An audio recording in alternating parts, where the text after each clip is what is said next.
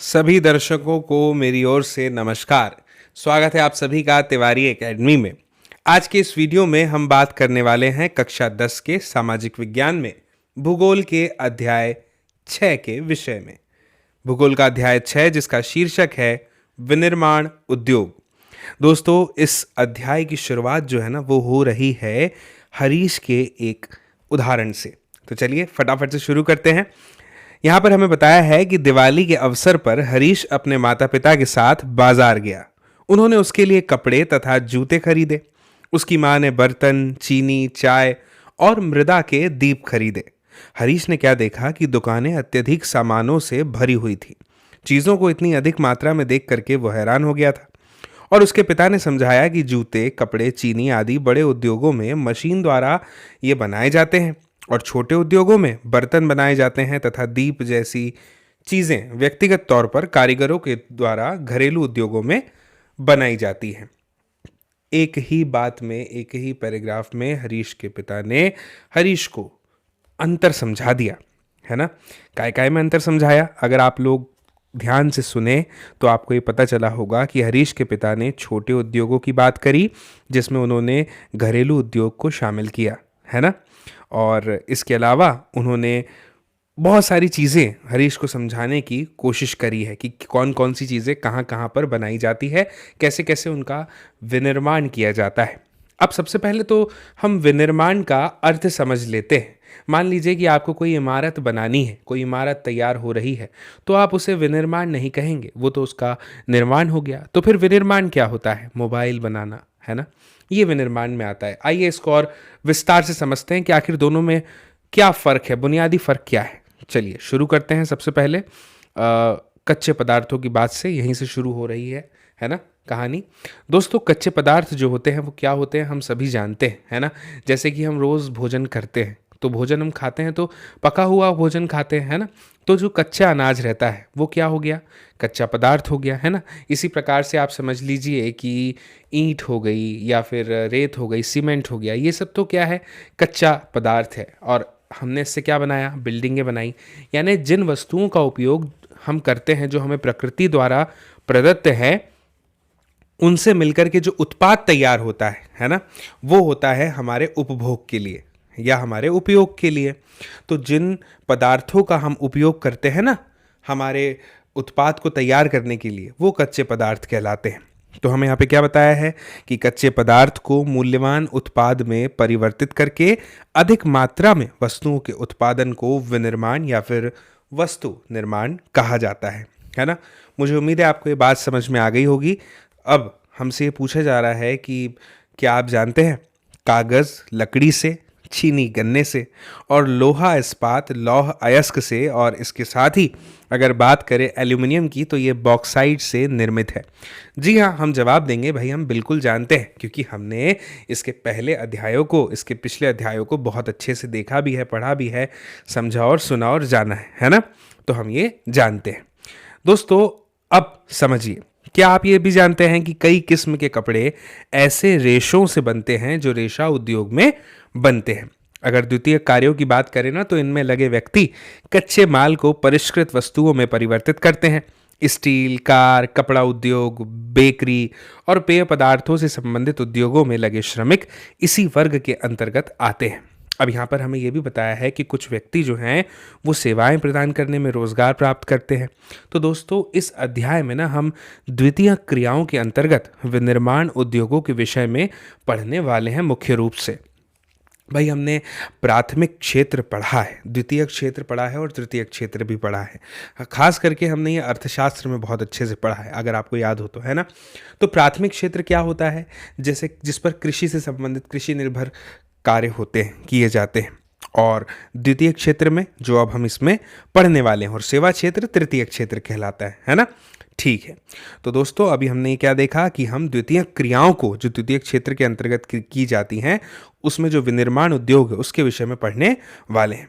दोस्तों, यहाँ पर हमें यह बताया है कि किसी भी देश की आर्थिक उन्नति जो है ना वो विनिर्माण उद्योगों के विकास से ही अक्सर मापी जाती है। ठीक है। अब इससे पहले कि हम आगे बढ़े, हमें ये समझ लेना चाहिए कि आखिर विनिर्माण का महत्व क्या है। तो समझिए, देखिए, हमें यहाँ पर बताया है कि विनिर्माण उद्योग जो है ना, वो सामान्य तौर पर विकास की या फिर विशेष रूप से अगर बात करें तो आर्थिक विकास जो होता है ना, उसकी रीढ़ समझे जाते हैं। किसको? विनिर्माण उद्योग को। अब आप पूछेंगे ऐसा क्यों है, तो इसका भी उत्तर हमें यहाँ पे दिया है, क्योंकि सबसे पहला तो ये है दोस्तों कि विनिर्माण उद्योग जो है ना, वो न केवल कृषि के आधुनिकीकरण में सहायक है। यानी जो आज हम जिस आधुनिक समाज में जी रहे हैं, आप जानते हैं कि कितनी ज़्यादा तकनीक का, टेक्नोलॉजी का हम यूज़ कर रहे हैं कृषि में भी, है ना। इससे क्या हो रहा है, धीरे धीरे हमारा उत्पादन बढ़ते जा रहा है ना। तो हमसे ये कहा जा रहा है कि जो विनिर्माण उद्योग है वो न केवल कृषि के आधुनिकीकरण में सहायक है, वरन द्वितीयक और तृतीयक सेवाओं में रोजगार उपलब्ध कराकर कृषि पर हमारी निर्भरता को ये कम भी करते हैं, है ना। हमें जो है, हमारी जो निर्भरता है, मुख्य रूप से आप जानते हैं ना कि जब हमें आज़ादी मिली थी, हम स्वतंत्र हुए थे, तो उसके कुछ समय बाद से हमारी कितनी बड़ी जनसंख्या जो है वो कृषि पर निर्भर थी।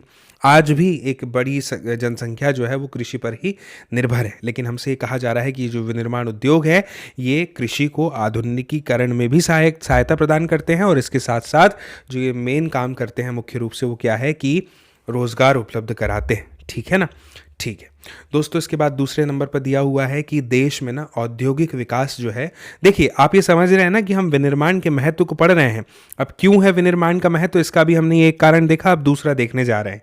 तो हम क्या पढ़ रहे हैं, किसे समझ रहे हैं, मेरी ऐसी उम्मीद रहती है कि आप इस बात को बहुत ध्यान से समझ के चलते हैं, है ना, क्योंकि तभी चीज़ें समझ में आएगी।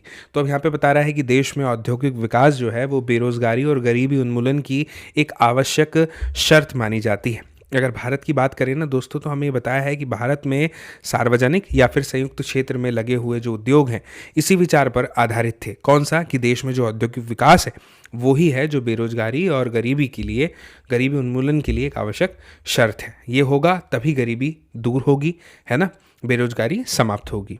दोस्तों, जनजातीय तथा पिछड़े क्षेत्रों की अगर बात करें तो उसमें उद्योगों की स्थापना का उद्देश्य भी जो है वो क्षेत्र में जो असमानताएं हैं, जिसको हम क्षेत्रीय असमानताएं कहते हैं, उसको कम करने के लिए किया गया था। ठीक है ना दोस्तों। इसके बाद तीसरा कारण क्या है कि निर्मित वस्तुओं का जो निर्यात है, जो एक्सपोर्ट है उसका, वो वाणिज्य व्यापार को भी बढ़ाता है। इससे भी क्या होता है कि जो अपेक्षित विदेशी मुद्रा है उसकी हमें प्राप्ति हो जाती है ना। इसके बाद में बात करते हैं चौथा कारण की, कि विदेशी विकसित हैं जो कच्चे माल को विभिन्न तथा अधिक मूल्यवान तैयार माल में विनिर्मित करते हैं, और भारत का विकास विविध और शीघ्र औद्योगिक विकास में निहित है, यानी उसी में जुड़ा हुआ है, उससे जो है संबंधित है ना। ठीक है, संबद्ध है। इसके बाद दोस्तों अब इस पैराग्राफ को समझते हैं कि इसमें क्या दिया हुआ है। इसमें हमें शुरुआत से बताया है कि कृषि या फिर उद्योग, दोनों की बात हो रही है, एक दूसरे से अलग अलग नहीं माने जाते, है ना। ये क्या है, एक दूसरे के पूरक है। पूरक क्या होता है, जैसे भाई चाय पीनी थी, चाय नहीं है तो कॉफ़ी पी ली, तो ये क्या हो गई, एक दूसरे की पूरक वस्तुएं हो गई। तो इसलिए यहाँ पे हमें बताया है कि कृषि या फिर उद्योग दोनों ही एक दूसरे से अलग भी नहीं है, ये बल्कि एक दूसरे के पूरक है ना। भाई कोई व्यक्ति या तो खेती करेगा या फिर क्या कर लेगा, कोई उद्योग में सहायता करेगा, है ना, उसमें कोई काम ढूंढ लेगा। ऐसा उदाहरण भी दिया हुआ है कि भारत में कृषि पर आधारित जो उद्योग है, उन्होंने कृषि पैदावार बढ़ोतरी को भी प्रोत्साहित किया है ना, यानी कि उसको भी बढ़ाया है। और ये जो उद्योग है दोस्तों, ये कच्चे माल के लिए जो है सिर्फ कृषि पर निर्भर है, यानी खेती पर, और इनके द्वारा निर्मित जो उत्पाद होते हैं ना, जैसे सिंचाई करने के लिए पंप हो गया, उर्वरक हो गए, कीटनाशक दवाएं हो गई, प्लास्टिक के पाइप हो गए, मशीनें हो गई, कृषि करने के लिए औजार हो गए आदि, ये सभी जो है किसान इस पर निर्भर होता है ना, यानी कि डिपेंडेंट होता है। इसीलिए दोस्तों हमें बताया जा रहा है कि विनिर्माण उद्योग जो है, इसके विकास या फिर स्पर्धा से, यानी कंपटीशन से, न केवल कृषि उत्पादन है जिसको बढ़ावा मिला है, बल्कि उत्पादन की जो प्रक्रिया है पूरी की पूरी, वो भी इससे क्या हो गई है दोस्तों, एकदम सक्षम हो गई है ना। ठीक है, इसमें हम इसके बाद दोस्तों हमें ये बताया है कि आज ना, अगर वर्तमान की बात करें तो हमारा युग कैसा है, वैश्वीकरण का युग है, ये तो हम जानते हैं, है ना। तो इस वैश्वीकरण के युग में हमारे जो उद्योग हैं उसको अधिक प्रतिस्पर्धी तथा सक्षम होने की आवश्यकता है, यानी और ज़्यादा कॉम्पिटिटिव होना है, और ज़्यादा एबल होना है, सक्षम होना है, ज़्यादा से ज़्यादा संसाधनों का प्रयोग किया जा सके, है ना, सही तरीके से, वैल्यूएबल तरीके से। केवल आत्मनिर्भरता ही काफ़ी नहीं है दोस्तों, हमारी वस्तुएं जो हैं वो गुणवत्ता में अंतर्राष्ट्रीय स्तर की होनी चाहिए, तभी तो हम अंतर्राष्ट्रीय बाजार में प्रतिस्पर्धा कर पाएंगे, यानी कंपटीशन कर पाएंगे, है ना।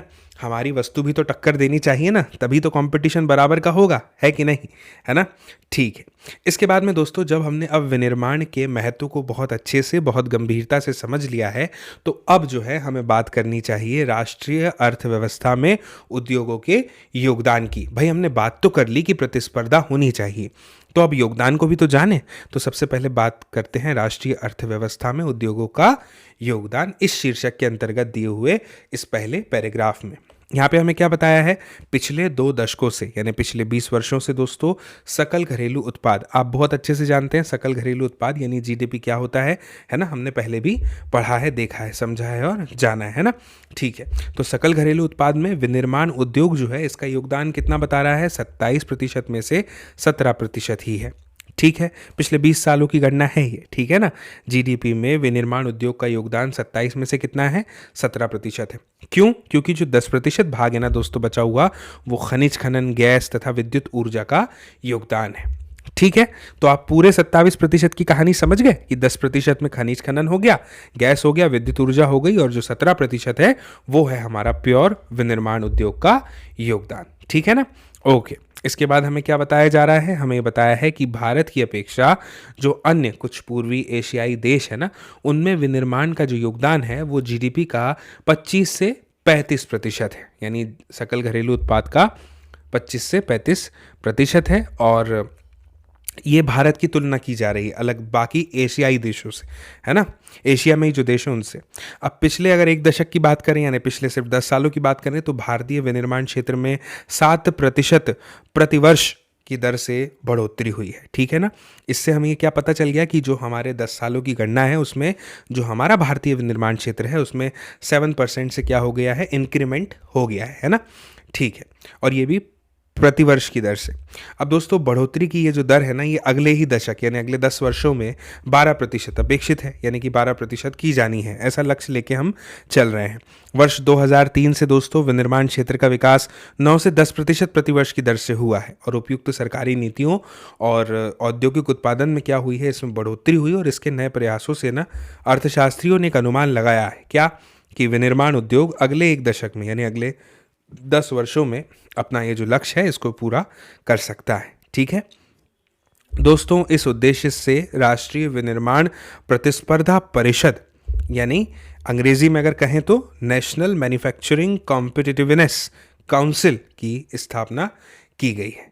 ठीक है, चलिए अब जब दोस्तों हमने बहुत अच्छे से समझ लिया कि राष्ट्रीय अर्थव्यवस्था में उद्योगों का योगदान क्या है, अब बात करते हैं औद्योगिक अवस्थिति की, इसी से संबद्ध है, जुड़ा हुआ है, समझिएगा दोस्तों। उद्योगों की स्थापना जो है ना वो स्वभावतः बहुत ही जटिल है। हमने पढ़ा हुआ है ना, किसी भी उद्योगों की बात अगर हम करते हैं तो उसमें कितने सारे साधन जुटाने पड़ते हैं, है ना, श्रम के साधन, शक्ति के साधन जिन्हें कहा जाता है, बहुत सारी कठिनाइयाँ होती है, जटिलता है, जटिल शब्द एकदम सही है उसके लिए। तो उद्योगों की स्थापना क्या है, स्वभावतः जटिल है, और इनकी स्थापना जो है दोस्तों कच्चे माल की उपलब्धता, है ना, भाई कच्चा माल भी तो उपलब्ध हो, जो जिस चीज़ का हम उद्योग करना चाह रहे हैं, जिसकी फैक्ट्री डालना चाह रहे हैं उसमें कच्चा माल तो लगेगा, तो कच्चे माल की उपलब्धता हो, श्रमिक हो वहाँ पर, है ना, पूंजी भी चाहिए और शक्ति के साधन चाहिए और बाजार आदि की उपलब्धता भी होनी चाहिए। इन सब से ये सारी चीज़ें प्रभावित होती हैं। अगर ये सारी चीज़ें सही से हैं तब जो है स्थापना की जाती है, किसी उद्योग की होती है ना दोस्तों। इन सभी कारकों का ना एक स्थान पर पाया जाना जो है वो लगभग असंभव होता है। अब भाई एक ही स्थान पे सब कुछ मिल जाए ये तो बिल्कुल संभव नहीं है ना, नहीं तो सोने पे सुहागा हो जाएगा, है ना दोस्तों। इसी के फलस्वरूप विनिर्माण उद्योग की स्थापना के लिए सिर्फ वही स्थान उपयुक्त है जहां पर ये कारक उपलब्ध होते हैं, अथवा आप ऐसा कह लीजिए कि जहां इन्हें कम कीमत पर उपलब्ध कराया जा सकता है। ठीक है ना। अब दोस्तों समझिए, औद्योगिक प्रक्रिया जो है ना, इसकी शुरुआत होने के साथ ही इसके प्रारंभ में ही नगरीकरण प्रारंभ हो जाता है ना।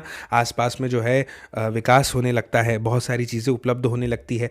भाई उदाहरण के तौर पर आप ऐसा ही देख लीजिए ना कि जो श्रमिक वहाँ पर काम करेंगे, उनके रहने के लिए, उनके बच्चों के पढ़ने के लिए अगर वो अपने साथ में रख रहे हैं तो सारी सुविधाएं आसपास में होना उपलब्ध है। अस्पताल होना चाहिए, कम से कम प्राथमिक स्वास्थ्य सुविधाएं तो वहाँ पर उपलब्ध हो ही हो, है ना, ये सारी चीज़ें। तो औद्योगिक प्रक्रिया के प्रारंभ होने के साथ साथ नगरीकरण भी प्रारंभ हो जाता है। कभी कभी उद्योग शहरों में या फिर उनके निकट लगाए जाते हैं दोस्तों। इसी प्रकार औद्योगिकरण तथा नगरीकरण एक साथ चलते हैं। ठीक है ना। अब दोस्तों नगर उद्योगों को बाजार और सेवाएं जैसे बैंकिंग हो गया, बीमा हो गया, परिवहन हो गया, श्रमिक हो गए या फिर वित्तीय सलाह हो गई आदि उपलब्ध कराते हैं। ठीक है ना। कौन? नगर की बात हो रही है। ठीक है ना। नगर दोस्तों, नगर जो है वो केंद्रों के द्वारा दी गई सुविधाओं से लाभान्वित कई बार बहुत से उद्योग नगरों के आसपास ही केंद्रित हो जाते हैं। इसे समूहन बचत कहा जाता है। ठीक है ना। Agglomeration economies. ठीक है ना दोस्तों, ऐसे स्थानों पर धीरे धीरे बड़ा औद्योगिक समूहन स्थापित हो जाता है। इसके बाद हमें यह बताया है दोस्तों कि अगर बात करें स्वतंत्रता से पहले की, तो स्वतंत्रता से पहले अधिकतर विनिर्माण उद्योगों की स्थापना जो है दोस्तों वो दूरस्थ देशों से व्यापार पर आधारित थी, जैसे मुंबई, कोलकाता, चेन्नई आदि एक्सेट्रा। है ना दोस्तों। परिणाम से क्या हुआ कि कुछ एक नगर औद्योगिक केंद्र के रूप में उभर गए जो ग्रामीण कृषि पृष्ठ प्रदेश, है ना, हिंटरलैंड से घिरे हुए थे। ठीक है ना। अभी यहाँ पर एक छोटा सा ग्राफ द्वारा हमें समझाने की कोशिश की गई है ना। क्या समझाया है अब समझिए। जैसे देखिए यहाँ पे क्या बोल रहा है कि भाई निवेश, कच्चा माल अथवा उसके घटक हो गए, उत्पादन घटक जैसे भूमि, श्रम, पूंजी, उद्यमी, अवसंरचना, परिवहन की आवश्यकता, फिर कारखाना, तैयार माल उत्पाद, फिर परिवहन, फिर बाजार, फिर पूंजी और यहाँ से फिर ये आवागमन चलता रहता है, प्रस्थान। ठीक है ना। अब दोस्तों किसी उद्योग की अवस्थिति का निर्धारण जो है ना वो उसकी न्यूनतम उत्पादन लागत से ही तो निर्धारित होता है, यानी तय होता है ना। अब सरकारी नीतियों या फिर निपुण श्रमिकों की उपलब्धता भी जो है वो उद्योगों की अवस्थिति को बिल्कुल प्रभावित करती है कि नहीं। चलिए अब आगे बढ़ने से पहले हम बात कर लेते हैं उद्योगों के वर्गीकरण की, है ना, कि इसमें हमें क्या समझाने का प्रयास किया है। इसमें दोस्तों हमें ये बताया है कि रोज़मर्रा यानी दैनम दिनम के इस्तेमाल की विभिन्न औद्योगिक उत्पादों की सूची बनानी होती है। जैसे बना सकते हैं हम ट्रांजिस्टर, बिजली का बल्ब, वनस्पति तेल, सीमेंट, कांच का सामान, पेट्रोल, माचिस, स्कूटर, वाहन, दवाइयाँ आदि। अब दोस्तों यदि हम विशेष मापदंडों के आधार पर विभिन्न उद्योगों का वर्गीकरण करते हैं, क्लासिफिकेशन करते हैं ना, तो विनिर्माण को आसानी से हम समझ लेते हैं। अब उद्योगों को कैसे निम्न प्रकार से वर्गीकृत किया जा सकता है, जैसे कि समझिए सबसे पहले प्रयुक्त कच्चे माल के स्रोत के आधार पर। अब इसमें कौन कौन सी चीज़ें आ जाएंगी, जैसे कृषि आधारित हो गया, है ना। अब कृषि आधारित मतलब क्या? कृषि आधारित मतलब क्या? जैसे कि एक मिनट, कृषि आधारित सूती वस्त्र, ऊनी वस्त्र, पटसन, रेशम वस्त्र, रबर, चीनी, चाय, कॉफ़ी, वनस्पति तेल आदि, है ना। फिर इसके बाद बात कर लेते हैं खनिज आधारित की। तो खनिज आधारित में जैसे लोहा तथा इस्पात, सीमेंट, एल्यूमिनियम, मशीन, औजार तथा पेट्रो रसायन उद्योग, है ना। तो ये जो अभी हमने देखे ये क्या थे? कच्चे माल के स्रोत के आधार पर आधारित थे। ठीक है। अब देखते हैं प्रमुख भूमिका के आधार पर। तो इसमें भी दो हिस्सों में बांट सकते हैं। सबसे पहला क्या बांटेंगे? आधारभूत उद्योग, जैसे जिनके उत्पादन या कच्चे माल पर दूसरे उद्योग निर्भर होते हैं, जैसे लोहा हो गया, इस्पात, तांबा, प्रगलन और एल्यूमिनियम प्रगलन उद्योग आदि, है ना। और इसके बाद में एक हो जाता है हमारा उपभोक्ता उद्योग। इसमें जैसे जो उत्पादन उपभोक्ताओं के सीधे उपयोग के लिए करते हैं ना, चीनी, दंत मंजन, कागज़, पंखे, सिलाई मशीन एक्सेट्रा आदि, ये सब। ठीक है। अब हम बात करते हैं इन सब के बाद में पूंजी निवेश के आधार पर। तो दोस्तों इसमें हमें यह बताया है कि एक लघु उद्योग को परिसंपत्ति की एक इकाई पर अधिकतम निवेश मूल्य के परिप्रेक्ष्य में परिभाषित किया जाता है। शब्द आप बोलेंगे सर थोड़े से कठिन हो गए, चलिए मैं आपको थोड़ा सरलता से बताता हूँ। इसमें बताया कि भाई एक छोटा सा उद्योग है ना, अब उसकी कुछ भी परिसंपत्ति है, अब उसकी अगर हम एक यूनिट की बात करें, किसी एक इकाई की बात करें ना, तो उसको अधिकतम निवेश मूल्य जितना उसमें किया जा सकता है उसके आधार पर परिभाषित किया जाता है, डिफाइन किया जाता है। और अच्छे से समझिए दोस्तों, ये जो निवेश सीमा होती है ना, समय के साथ परिवर्तित होती रहती है, बदलती रहती है। ठीक है। अब अधिकतम स्वीकार्य निवेश के आधार पर की जाती है। अब ये निवेश जो है ये मूल्य समय के साथ बदलता गया है। वर्तमान में अगर बात करें तो अधिकतम निवेश जो है वो 1 करोड़ रुपए तक के स्वीकार इसमें किया गया है। ठीक है। अब ये तो था हमारा पूंजी निवेश के आधार पर। अब बात कर लेते हैं दोस्तों स्वामित्व के आधार पर। तो इसमें सबसे पहले जो है हम बात करते हैं सार्वजनिक क्षेत्र में लगे सरकारी एजेंसियों द्वारा उसकी, है ना। तो सार्वजनिक क्षेत्र में सरकारी एजेंसियों द्वारा प्रबंधित जो है सरकार द्वारा संचालित उद्योग आ जाते हैं, जैसे Bharat heavy electrical limited, BHEL। नाम सुना है आपने? मैं एक बार, मुझे याद है, भोपाल गया था तो वहाँ मैंने देखा था BHEL, है ना। ठीक है, तथा steel authority of India limited यानी SAIL, है ना। तो ये जो कुछ नाम है दोस्तों, आपसे अपेक्षित है कि आप ज़रूर इन्हें याद रखेंगे, है ना। इसके बाद में दूसरा क्या है दोस्तों, दूसरे स्तर पर हमें बता दिया गया है कि निजी क्षेत्र के उद्योग जिनका एक व्यक्ति के स्वामित्व में या फिर उसके द्वारा संचालित अथवा लोगों के स्वामित्व में उनके द्वारा संचालित है। इसमें कई सारे नाम हैं, जैसे टिस्को, बजाज ऑटो लिमिटेड, डाबर उद्योग आदि, है ना। नाम आपने सुने होंगे इन सब के, ठीक है। इसके बाद एक और बताया है हमें इसमें, वो क्या है, वो है, एक मिनट, ये संयुक्त उद्योग। दोस्तों वैसे उद्योग जो राज्य सरकार और निजी क्षेत्र के संयुक्त प्रयास से चलाए जाते हैं, इसमें राज्य सरकार का भी इन्वॉल्वमेंट है और निजी क्षेत्र का भी, है ना। तो जैसे इसका एग्जांपल हो गया ऑयल इंडिया लिमिटेड, है ना, ऑयल वगैरह ये सब इसमें आ जाते हैं। इसके बाद में अब बात होती है सरकारी उद्योग, सहकारी उद्योग की। अब जिनका स्वामित्व जो है वो कच्चे माल की पूर्ति करने वाले उत्पादकों, श्रमिकों या दोनों के हाथों में होता है ना।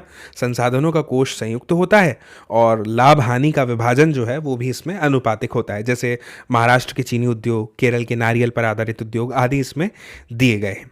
एक और है जानकारी दी गई है, क्या, कच्चे तथा तैयार माल की मात्रा और भार के आधार पर। अब इसमें समझिए दो चीज़ें इसमें भी है, एक भारी उद्योग जैसे लोहा तथा इस्पात आदि, और दूसरा जो है वो है हल्के उद्योग, है ना, जो कम भार वाले होते हैं, कच्चे माल का प्रयोग करके हल्के तैयार माल का उत्पादन करते हैं, जैसे विद्युतीय उद्योग आदि। ये सब इसमें आ गया।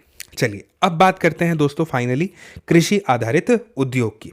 इसमें सूती वस्त्र, पटसन, रेशम, ऊनी वस्त्र, चीनी तथा वनस्पति तेल आदि जो हैं वो इसमें आ जाते हैं, है ना। और ये जो आदि उद्योग है कृषि से प्राप्त कच्चे माल पर आधारित है। सबसे पहले बात करते हैं दोस्तों किसकी, वस्त्र उद्योग की, है ना।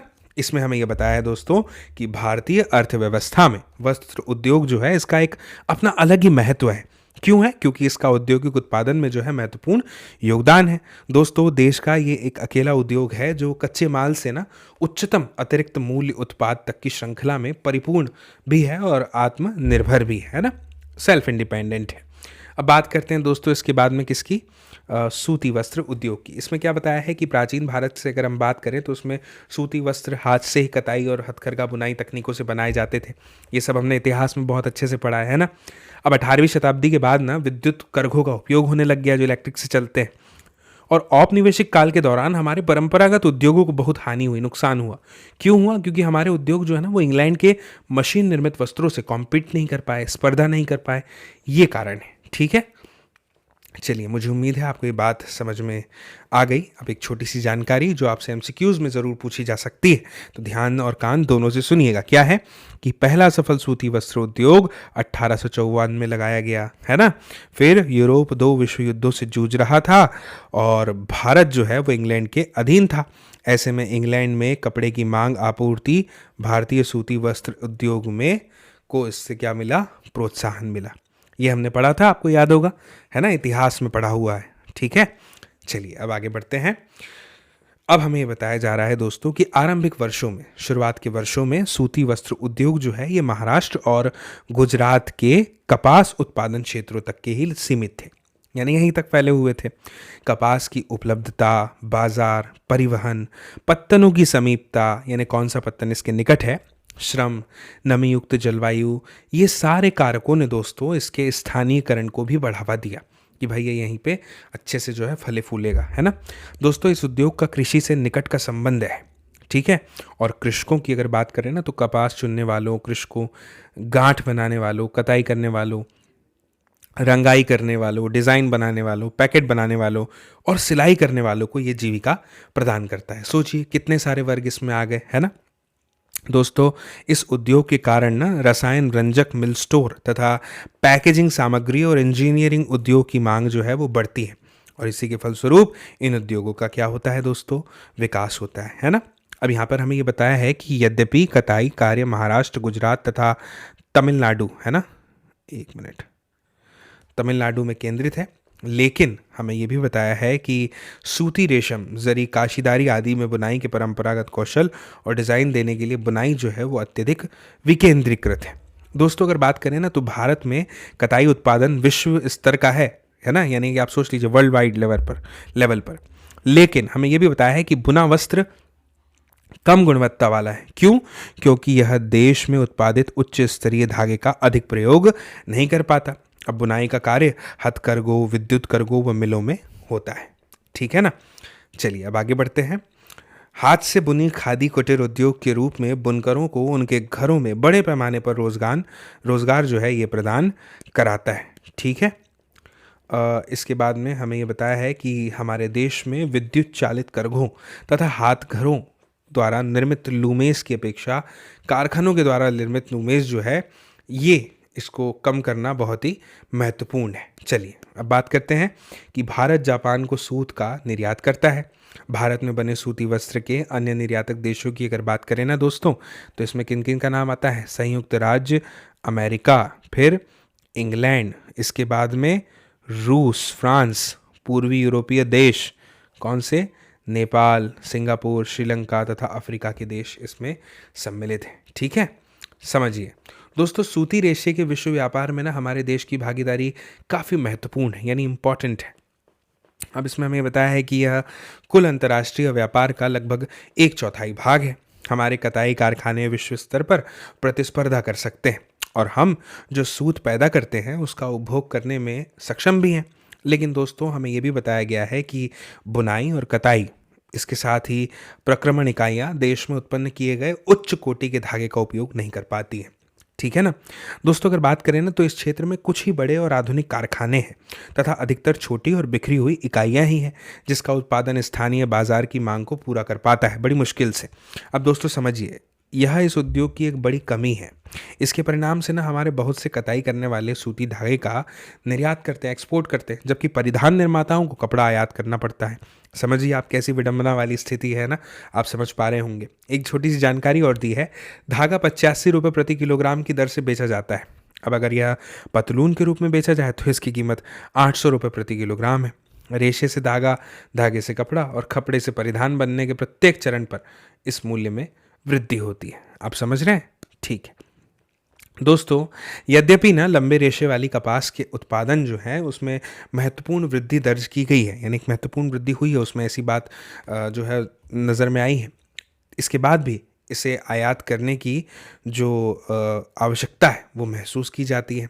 विशेषतः दोस्तों बुनाई और अन्य संबंधित क्षेत्रों में ना अनियमित विद्युत आपूर्ति को दूर करने और नई मशीनरी के उपयोग की आवश्यकता है। अब अन्य समस्याओं में कम श्रमिक उत्पादकता तथा कृत्रिम वस्त्र उद्योग से प्रतिस्पर्धा आदि भी इसमें सम्मिलित है, यानी कि कंपटीशन की बात हो रही है। चलिए अब बात करते हैं दोस्तों इसके बाद में पटसन उद्योग की। इसमें क्या बताया है कि भारत पटसन और पटसन निर्मित सामान का सबसे बड़ा उत्पादक है। ये बात आप याद रखिएगा दोस्तों, आपसे ना एमसीक्यूज में पूछी जा सकती है। मान लीजिए आपसे पूछ लिया गया कि बताइए पटसन और पटसन निर्मित सामान का सबसे बड़ा उत्पादक कौन है, तब आपको निसंदेह भारत पर टिक करना है। ठीक है, इसके बाद में दोस्तों हमें ये बताया है कि बांग्लादेश के बाद दूसरा बड़ा निर्यातक भी है, यानी सबसे बड़ा निर्यातक कौन है? बांग्लादेश। ठीक है, ओके।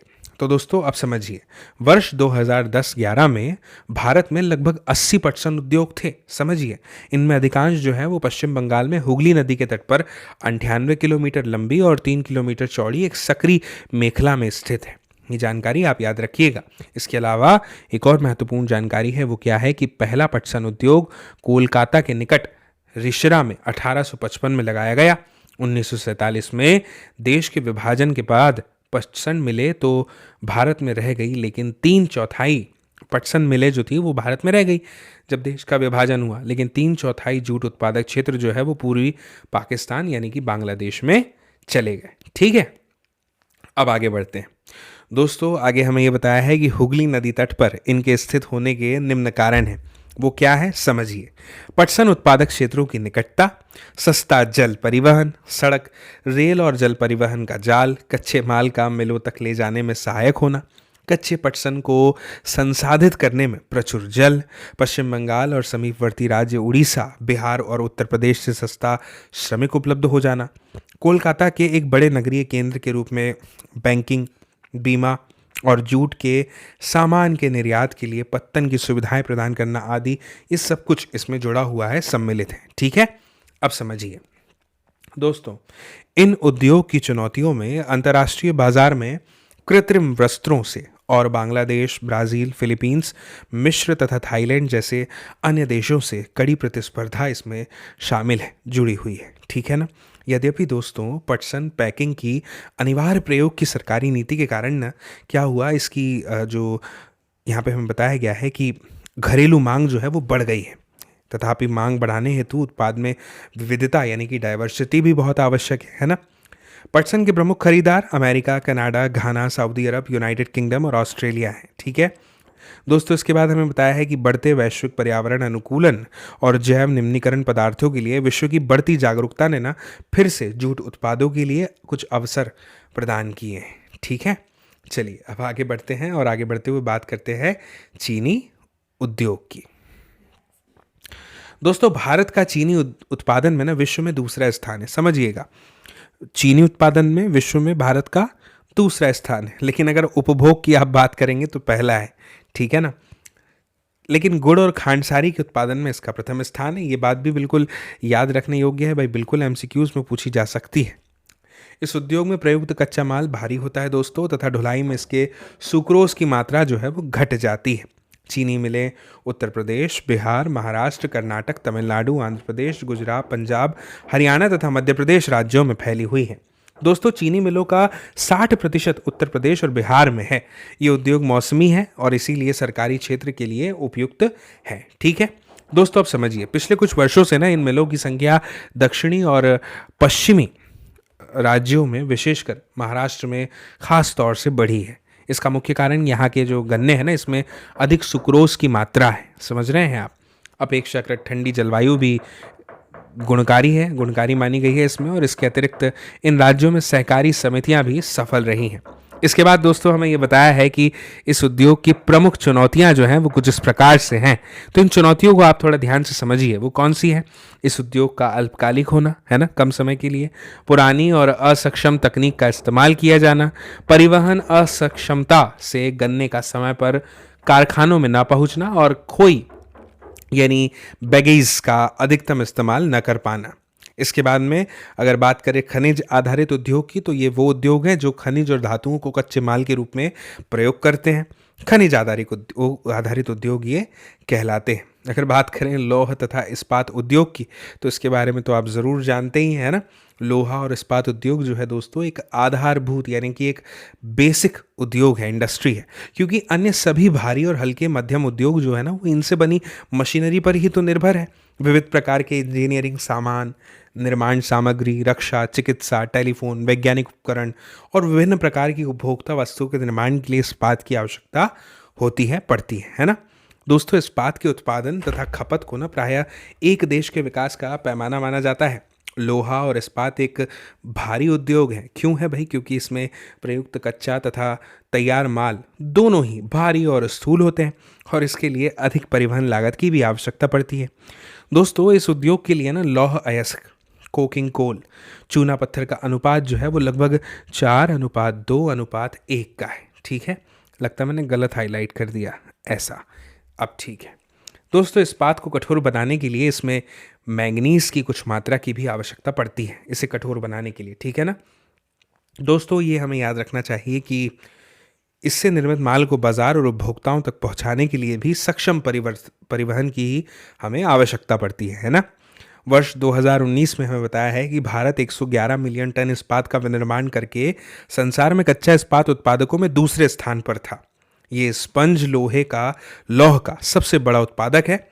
इस्पात के अधिक उत्पादन के बावजूद भी 2019 में यहाँ पर प्रतिवर्ष प्रति व्यक्ति इस्पात की खपत केवल 74.3 किलोग्राम थी, जबकि इसी समय विश्व में प्रति व्यक्ति औसत खपत 229.3 किलोग्राम थी। ये हमें यहाँ पर बताया गया है। ये कुछ जानकारी दी गई है भारत में कुल इस्पात उत्पादन की। 15-16 में आप देख सकते हैं मिलियन टन में 106.60 था, और जो कि 19-20 में बढ़कर के 102.62 मिलियन टन हो गया है ना। ठीक है, इसके बाद हमें बताया है कि भारत में प्रति व्यक्ति इस्पात की खपत जो है वो काफ़ी कम है। इस समय भारत में 10 मुख्य संकलित उद्योग जो हैं वो बहुत छोटे से इस्पात संयंत्र हैं। अब बात करते हैं दोस्तों ये दो छोटी जानकारी की जो हमें यहाँ पर दी हुई है। सबसे पहले हमें क्या बताया गया है? हमें ये बताया गया है कि मिनी इस्पात उद्योग छोटे संयंत्र हैं जिनमें विद्युत भट्टी, रद्दी इस्पात और स्पंज आयरन का प्रयोग किया जाता है। इसमें हमें ये बताया है कि इनमें री रोलर्स होते हैं जिनमें इस्पात सिल्लियों का इस्तेमाल किया जाता है और ये हल्के स्टील या फिर निर्धारित अनुपात के मृदु और मिश्रित इस्पात का उत्पादन करते हैं। दूसरे में क्या बताया है? एक संकलित इस्पात संयंत्र एक बड़ा संयंत्र है होता है जिसमें कच्चे माल को एक स्थान पर एकत्रित करने से लेकर के इस्पात बनाने, उसे ढालने और उसे आकार देने तक की प्रत्येक क्रिया इसमें की जाती है। इसके बाद हमें बताया जा रहा है दोस्तों कि सार्वजनिक क्षेत्र के लगभग सभी उपक्रम अपने इस्पात को स्टील अथॉरिटी ऑफ इंडिया यानी SAIL के माध्यम से बेचते हैं। 1950 के दशक में भारत तथा चीन ने लगभग एक समान मात्रा में इस्पात उत्पादित किया और आज अगर बात करें तो चीन जो है वो इस्पात का सबसे बड़ा उत्पादक है। इस्पात की सर्वाधिक खपत वाला देश भी अगर हम बात करें तो चाइना यानी चीन ही है। और भारत में छोटा नागपुर के पठारी क्षेत्र में ना अधिकांश लोहा तथा इस्पात उद्योग संकेंद्रित है। दोस्तों इस प्रदेश में इस उद्योग के विकास के लिए अधिक अनुकूल सापेक्षिक परिस्थितियां भी हैं। इसमें हमें यह बताया दोस्तों कि लौह अयस्क की कमी, कम लागत, उच्च कोटि के कच्चे माल की निकटता, सस्ते श्रमिक और स्थानीय बाजार में इनकी मांग की विशाल संभाव्यता इसमें सम्मिलित है। दोस्तों फिर हमें ये बताया है कि अब इसके कुछ निम्न कारण हैं। वो क्या है समझिए।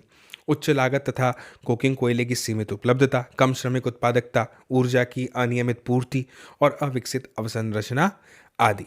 दोस्तों हम भी उच्च कोटि का इस्पात दूसरे देशों से आयात करते हैं, हालांकि हमारा कुल इस्पात उत्पादन घरेलू मांग पूर्ति हेतु पर्याप्त है।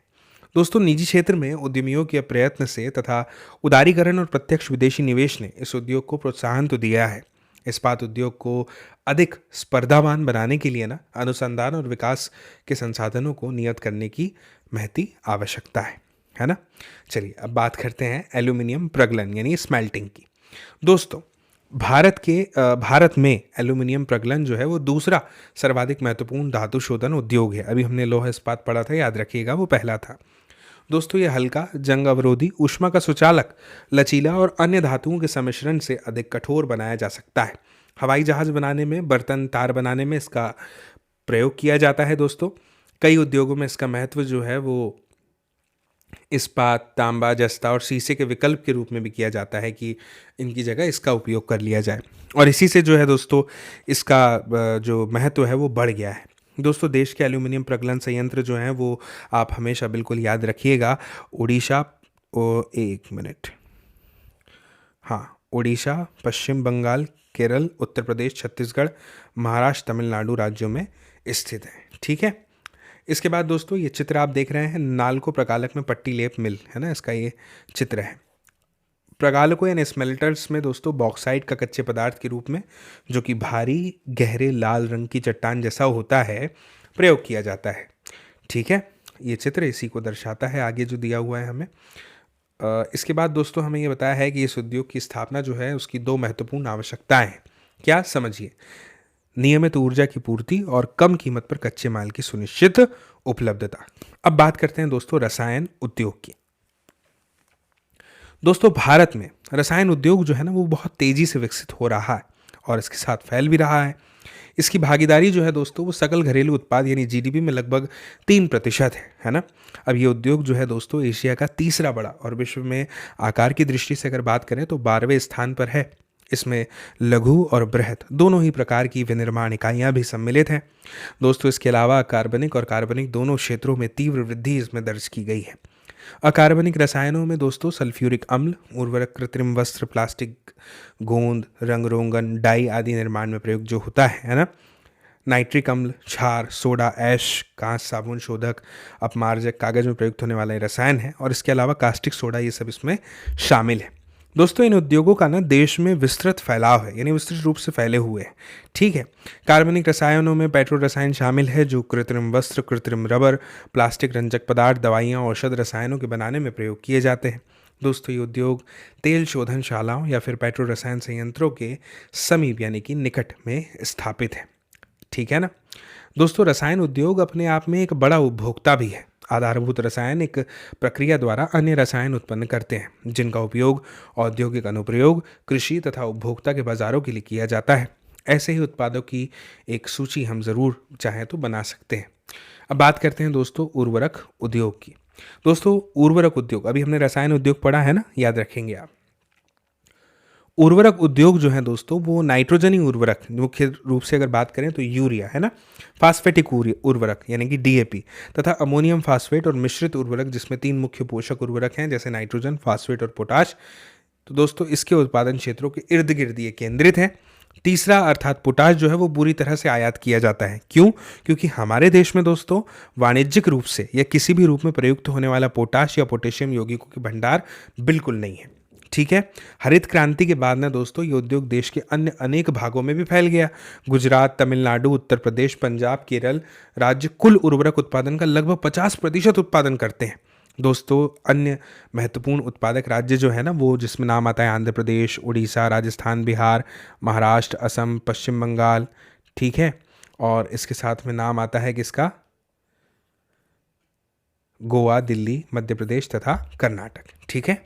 अब बात करते हैं दोस्तों सीमेंट उद्योग की। ठीक है ना, बहुत ही महत्वपूर्ण है, याद रखिएगा, ध्यान रखिएगा। दोस्तों निर्माण कार्यों जैसे घर, कारखाने, पुल, सड़कें, हवाई अड्डा, बांध, अन्य व्यापारिक प्रतिष्ठानों के निर्माण में ना सीमेंट बहुत आवश्यक है। इस उद्योग को भारी और स्थूल कच्चे माल जैसे कि चूना पत्थर, सिलिका और जिप्सम की आवश्यकता होती है। रेल परिवहन के अतिरिक्त इसमें कोयला और विद्युत ऊर्जा भी बहुत ही आवश्यक होती है। दोस्तों इस उद्योग की इकाइयाँ गुजरात में लगाई गई हैं। क्यों? क्योंकि यहाँ से इसे खाड़ी के देशों के बाजार की उपलब्धता मिल जाती है। दोस्तों पहला सीमेंट उद्योग ना याद रखिएगा सन 1904 में चेन्नई में लगाया गया था। मैं अंडरलाइन कर देता हूँ। स्वतंत्रता के बाद इस उद्योग का प्रसार हुआ, गुणवत्ता में सुधार हुआ और उसके कारण भारत की एक बड़ी घरेलू मांग के अतिरिक्त पूर्वी एशिया, मध्य पूर्व अफ्रीका और दक्षिण एशिया के बाजारों में इसकी मांग बढ़ गई। ये उद्योग उत्पादन और निर्यात दोनों ही रूपों में प्रगति पर है। दोस्तों इस उद्योग को बनाए रखने के लिए पर्याप्त घरेलू मांग और पूर्ति में वृद्धि करने के प्रयास किए जा रहे हैं। इसके बाद बारी आती है मोटर गाड़ी उद्योग की। दोस्तों मोटर गाड़ी जो है वो यात्रियों और सामान के तीव्र परिवहन के साधन है ना। और भारत में विभिन्न केंद्रों पर ट्रक, बसें, कारें, मोटरसाइकिल, स्कूटर, तिपहिया, ऑटो भी जिसे आप कहते हैं, बहुउपयोगी वाहन निर्मित किए जाते हैं, है ना। उदारीकरण के बाद ना दोस्तों नए और आधुनिक मॉडल के वाहनों का बाजार और वाहनों की मांग इसकी बढ़ गई है, जिससे इस उद्योग में विशेषकर कार, दोपहिया और तिपहिया वाहनों में अपार वृद्धि हुई है। ये उद्योग दिल्ली, गुड़गांव, मुंबई, पुणे, चेन्नई, कोलकाता, लखनऊ, इंदौर, हैदराबाद, जमशेदपुर और बेंगलुरु के आसपास में स्थित है। अब बात करते हैं सूचना प्रौद्योगिकी तथा इलेक्ट्रॉनिक उद्योग की। दोस्तों इलेक्ट्रॉनिक उद्योग के अंतर्गत आने वाले उत्पादों में ट्रांजिस्टर से लेकर television, telephone, cellular telecom, telephone exchange, radar, computer तथा दूर संचार उद्योग के लिए उपयोगी अन्य उपकरण तक बनाए जाते हैं। ठीक है ना। इस चित्र को देखिए, HCL रूपनगर में केबल निर्माण, ये पश्चिम बंगाल का चित्र है। दोस्तों इसमें हमें ये बताया जा रहा है कि बेंगलुरु भारत की इलेक्ट्रॉनिक राजधानी के रूप में उभरा है। इलेक्ट्रॉनिक सामान के अन्य महत्वपूर्ण उत्पादक जो हैं उनके नाम दिए हैं मुंबई, दिल्ली, हैदराबाद, पुणे, चेन्नई, कोलकाता और लखनऊ है। दोस्तों इस उद्योग का सर्वाधिक संकेंद्रण जो है बेंगलुरु, नोएडा, मुंबई, चेन्नई, हैदराबाद और पुणे में है। यह भी अत्यंत रोचक है कि भारत में सूचना प्रौद्योगिकी उद्योग के सफल होने का कारण हार्डवेयर और सॉफ्टवेयर का निरंतर विकास है। इसके बाद अब बात करते हैं दोस्तों औद्योगिक प्रदूषण तथा पर्यावरण निम्नीकरण की। दोस्तों यद्यपि ना उद्योगों की भारतीय अर्थव्यवस्था की वृद्धि और विकास में महत्वपूर्ण भूमिका है, तथापि दोस्तों इनके द्वारा बढ़ते भूमि, वायु, जल तथा पर्यावरण प्रदूषण को भी नकारा नहीं जा सकता। उद्योग 4 प्रकार के प्रदूषण के लिए उत्तरदायी होते हैं: वायु, जल, भूमि और ध्वनि प्रदूषण। दोस्तों प्रदूषण करने वाले उद्योगों में ना ताप विद्युत गृह भी सम्मिलित होते हैं।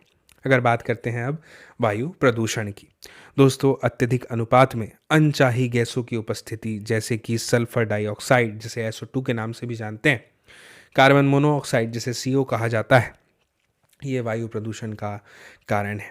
दोस्तों वायु में निलंबित कणनुमा पदार्थों में ठोस और द्रवीय दोनों ही प्रकार के कण होते हैं, जैसे धूलि, स्प्रे, कुहासा तथा धुआं। दोस्तों रसायन और कागज़ उद्योग जो हैं इसमें ईंटों के भट्टे, तेल शोधनशालाएं, प्रगलन उद्योग, जीवाश्म ईंधन दहन तथा इसके साथ ही छोटे बड़े कारखाने प्रदूषण के नियमों का उल्लंघन करते हुए धुआं निष्कासित करते हैं। जहरीली गैसों का रिसाव बहुत भयानक तथा दूरगामी प्रभाव को जो है वाला हो सकता है। दोस्तों, इसके बाद में आपने सुना होगा भोपाल गैस त्रासदी के बारे में, है ना? कैसे भूल सकते हैं। दोस्तों, वायु प्रदूषण मानव स्वास्थ्य, पशु, पौधों, इमारतों और पूरे पर्यावरण पर ये दुष्प्रभाव डालते हैं। इसके बाद वायु के बाद अब बात कर लेते हैं जल प्रदूषण की। ठीक है दोस्तों, उद्योगों के द्वारा कार्बनिक तथा अकार्बनिक, है ना, अपशिष्ट पदार्थ के नदी में छोड़ने से ना जल प्रदूषण फैलता है। जल प्रदूषण के प्रमुख कारक कागज, लुगदी, रसायन, वस्त्र, रंगोई उद्योग, तेल शोधनशालाएं, चमड़ा उद्योग और इलेक्ट्रोप्लेटिंग उद्योग आदि हैं। ठीक है दोस्तों, जो रंग अपमार्जक, अम्ल, लवण तथा भारी वस्तुएं जैसे कि सीसा, पारा, कीटनाशक, उर्वरक, कार्बन, प्लास्टिक और रबर सहित कृत्रिम रसायन आदि जल में वाहित करते हैं। ठीक है दोस्तों, भारत के मुख्य अपशिष्ट पदार्थों में फ्लाई ऐश, फॉस्फोजिप्सम, लोहा इस्पात की अशुद्धियां यानी स्लैग हैं। अब बात करते हैं दोस्तों इसके बाद में तापीय प्रदूषण की। ठीक है दोस्तों, जब कारखानों तथा तापघरों से गर्म जल को बिना ठंडे किए ही नदियों तथा तालाबों में छोड़ दिया जाता है तो जल में तापीय प्रदूषण फैलता है और जलीय जीवन पर इसका प्रभाव होता है ना? परमाणु ऊर्जा संयंत्रों के अपशिष्ट, परमाणु शस्त्र उत्पादक कारखानों से कैंसर, जन्मजात विकार और अकाल प्रसव जैसी बीमारियां होती हैं। दोस्तों, मलबे का ढेर जो है ना, ये विशेषकर कांच, हानिकारक रसायन, औद्योगिक बहाव, पैकिंग, लवण तथा कूड़ा करकट मृदा को अनुपजाऊ भी बनाता है। दोस्तों, वर्षा जल के साथ ये प्रदूषक ज़मीन से रिसते हुए ना भूमिगत जल तक पहुंच जाते हैं और फिर उसे प्रदूषित करते हैं। इसके बाद में बात करते हैं दोस्तों ध्वनि प्रदूषण की। दोस्तों, ध्वनि प्रदूषण से खिन्नता और उत्तेजना ही नहीं बल्कि श्रवण असक्षमता, हृदय गति, रक्तचाप और अन्य कायिक व्यथाएं भी बढ़ती हैं। दोस्तों, अनचाही ध्वनि उत्तेजना और मानसिक चिंता का ये स्रोत है। औद्योगिक तथा निर्माण कार्य, कारखानों के उपकरण, जनरेटर, लकड़ी चीरने के कारखाने, गैस यांत्रिकी तथा विद्युत ड्रिल भी अधिक ध्वनि उत्पन्न यहाँ पर करते हैं, ऐसा बताया जा रहा है। अब बात करते हैं दोस्तों पर्यावरणीय निम्नीकरण की रोकथाम के विषय में। दोस्तों, यहाँ पर हमें बताया है कि कारखानों के द्वारा निष्कासित 1 लीटर अपशिष्ट जो होता है ना, उससे लगभग 8 गुना स्वच्छ जल दूषित होता है। सोचिए अब आप, औद्योगिक प्रदूषण से जो स्वच्छ जल होता है उसको कैसे बचाया जा सकता है। इसके कुछ निम्नलिखित सुझाव है। सबसे पहले बात करते हैं दोस्तों इसकी कि विभिन्न प्रक्रियाओं में ना जल का न्यूनतम उपयोग और जल का 2 या अधिक उत्तरोत्तर अवस्थाओं में पुनर्चक्रण के द्वारा फिर से पुनः उपयोग किया जाए। दूसरा, जल की आवश्यकता पूर्ति के लिए वर्षा जल का संग्रहण किया जाए, है ना? इसके बाद में नदियों, तालाबों में गर्म जल और अपशिष्ट पदार्थों को प्रवाहित करने से पहले उनका शोधन करना। दोस्तों, औद्योगिक अपशिष्ट का शोधन ना 3 चरणों में किया जा सकता है। कौन कौन से? सबसे पहला, यांत्रिक साधनों के द्वारा प्राथमिक शोधन। इसमें ना अपशिष्ट पदार्थों की छटाई, उनके छोटे छोटे टुकड़े करना, ढकना, तलछट जमा करना आदि सम्मिलित है। इसके बाद जैविक प्रक्रियाओं के द्वारा द्वितीयक शोधन और फिर है जैविक, रासायनिक तथा भौतिक प्रक्रियाओं के द्वारा तृतीयक शोधन। इसमें ना अपशिष्ट जल को पुनर्चक्रण द्वारा पुनः प्रयोग योग्य बनाता है। दोस्तों, जहाँ पर भूमिगत जल का स्तर कम है वहाँ उद्योगों के द्वारा इसके अधिक निष्कासन पर कानूनी प्रबंधन भी होना चाहिए, प्रतिबंध होना चाहिए कि भाई कानून भी नियंत्रण तो रखे कि इसका इससे ज़्यादा उपयोग नहीं होना चाहिए। दोस्तों, वायु में निलंबित प्रदूषण को कम करने के लिए ना कारखानों में ऊंची चिमनियों में इलेक्ट्रोस्टैटिक अवक्षेपण यानी कि इलेक्ट्रोस्टैटिक प्रिसिपिटेटर्स, स्क्रबर उपकरण तथा गैसीय प्रदूषक पदार्थों को जड़त्वीय रूप से पृथक करने के लिए उपकरण होना चाहिए, है ना? दोस्तों, कारखानों में कोयले की अपेक्षा तेल और गैस के प्रयोग से धुएं के निष्कासन में कमी लाई जा सकती है। मशीनों, उपकरणों का उपयोग किया जा सकता है। जनरेटरों में साइलेंसर लगाया जा सकता है। ऐसी मशीनरी का उपयोग किया जाए तो ऊर्जा सक्षम हो सकती है और कम ध्वनि प्रदूषण भी होगा। दोस्तों, ध्वनि अवशोषित करने वाले उपकरणों के इस्तेमाल के साथ कानों पर शोर नियंत्रण उपकरण भी हमें पहनने चाहिए, ऐसा बताया जा रहा है। दोस्तों, सतत पोषणीय विकास की चुनौतियों के लिए पर्यावरणीय संचेतना से युक्त आर्थिक विकास की भी ज़रूरत है। इस चित्र को आप देख रहे हैं आपकी स्क्रीन में दाईं और ये वाले की बात कर रहा हूँ।